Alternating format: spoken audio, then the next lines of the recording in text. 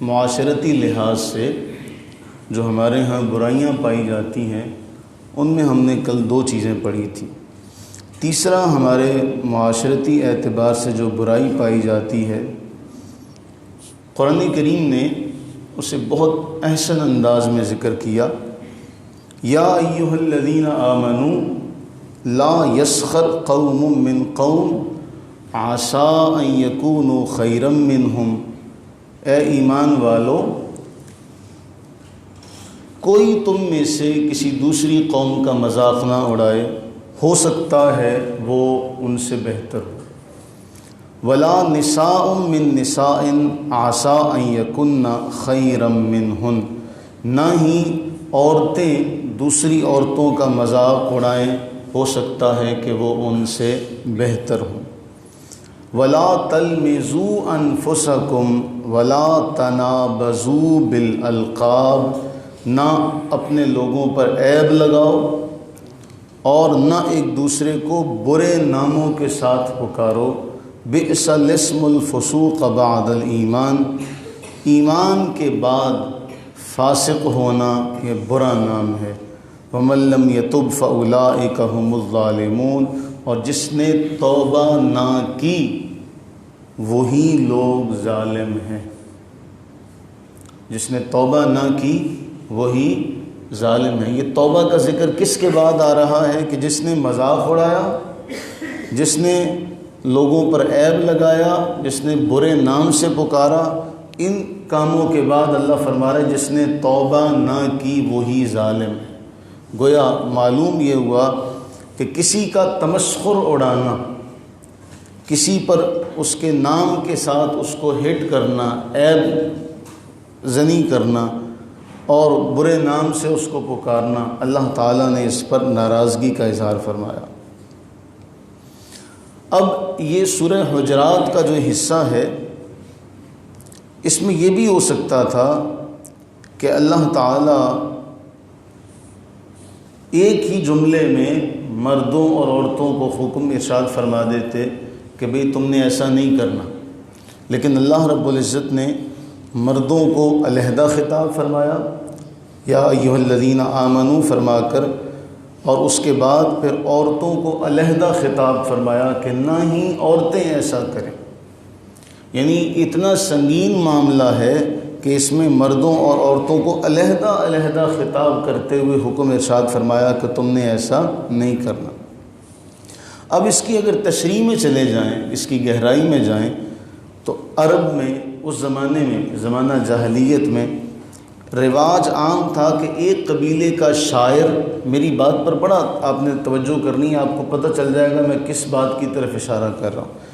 ایک قبیلے کا شاعر وہ اٹھتا اور وہ دوسرے قبیلے کی تضحیک کرتا، تمسخر اڑاتا، اشعار کی زبان میں دوسرے قبیلے والوں کا مذاق اڑاتا، ان کے مردوں کو نشانہ بناتا، نہ صرف مردوں کو بناتا بلکہ ان کی عورتوں کو بھی نشانہ بناتا۔ تو اب تمسخر اڑانے والا قبیلہ، یعنی جو مذاق اڑاتا، اس قبیلے کو بڑا برتر اور اعلیٰ سمجھا جاتا، دوسرے قبیلے کے مقابلے میں اسے لوگ حقارت کی نگاہ سے دیکھتے۔ تو اللہ تعالیٰ نے اخلاق کی اعلیٰ ترویج کے لیے، اخلاق کی اعلیٰ اس کاملیت کے لیے فرمایا کہ نہیں، تم نے دوسرے کو نشانہ نہیں بنانا مذاق، تم میں سے کوئی کسی دوسرے کا مذاق نہ اڑائے۔ اب یہ زمانہ جاہلیت میں یہ طریقہ کار تھا۔ موجودہ دور میں کیا ہے؟ آپ جتنے مرضی چینل اٹھا کے دیکھ لیں، ان چینلز پر انٹرٹینمنٹ کے نام پہ پنجابی کے ساتھ جو ظلم و ستم کیا گیا، آپ دیکھیں گے کہ اہل ادب میں یا معاشرے میں پنجابی ایک جگت کے لیے لفظ زبان مشہور ہو گئی۔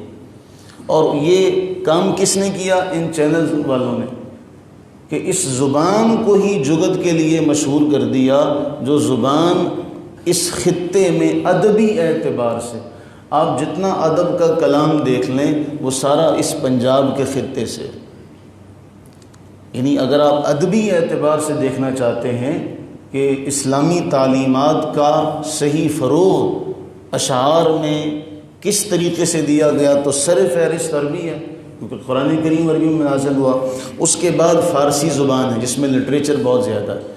تیسرا نمبر آپ دیکھیں گے کہ شعراء نے جتنا کام، ہمارے جتنے بزرگان دین اکابرین اس خطے میں آئے اور انہوں نے اس پنجابی زبان میں، جو پنجاب کے علاقے کی زبانیں بولی جاتی ہیں، ان میں سرائکی ہو گئی اور جتنی بولیاں ہیں، ان میں جتنا آپ کو ذخیرہ ملے گا انسانی کردار کی تشکیل پر، آپ کو باقی زبانوں میں نہیں ملے گا. آپ پرانے زمانے میں ہیر وارث ہے، اس طریقے کے جتنے بھی کلام ہیں، حضرت سلطان العارفین سلطان باہو رحمہ اللہ کا جو کلام ہے، وہ سارے کلام پنجابی زبان میں.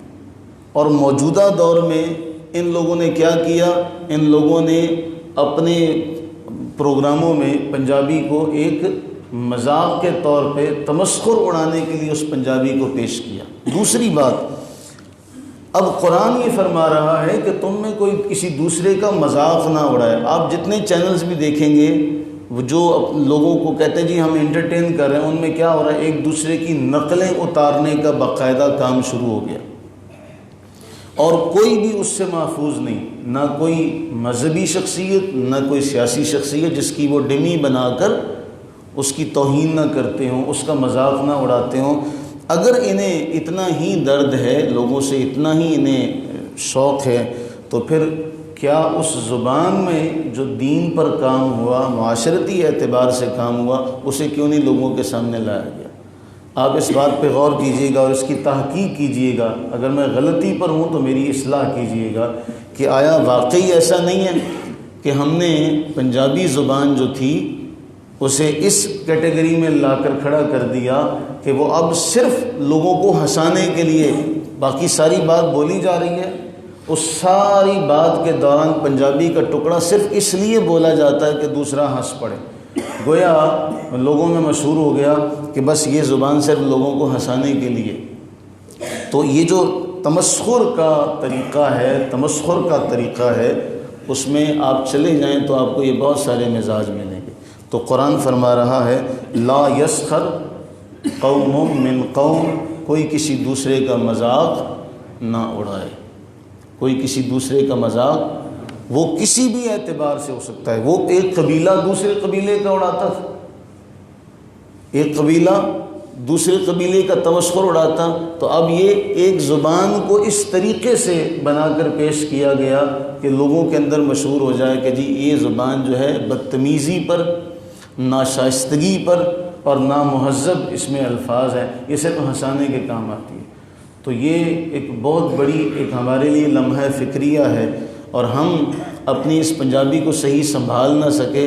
ہم تسی کا جو لفظ تھا ہماری پنجابی میں، اب ہم تو تڑاک پر آ گئے. اور بڑوں کا جو ادب تھا، وہ جتنی مٹھاس ہماری بولی میں تھی، آج ہم نئی نسل کو جب کہتے تو ہم بڑا اس میں اپنے لیے ایک جو فخر محسوس کرنا چاہیے تھا وہ محسوس نہیں کر سکتے.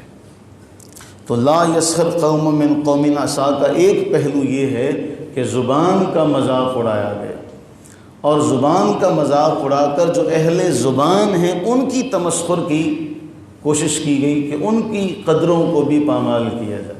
صحیح ہے کہ نہیں صحیح؟ تو قرآن فرما رہا لا یسخر قوم، کوئی قوم کسی قوم کا مذاق نہ اڑائے. تو اس کی ایک جہت یہ ہے. پھر اس پہ انشاءاللہ مزید آگے چلیں گے.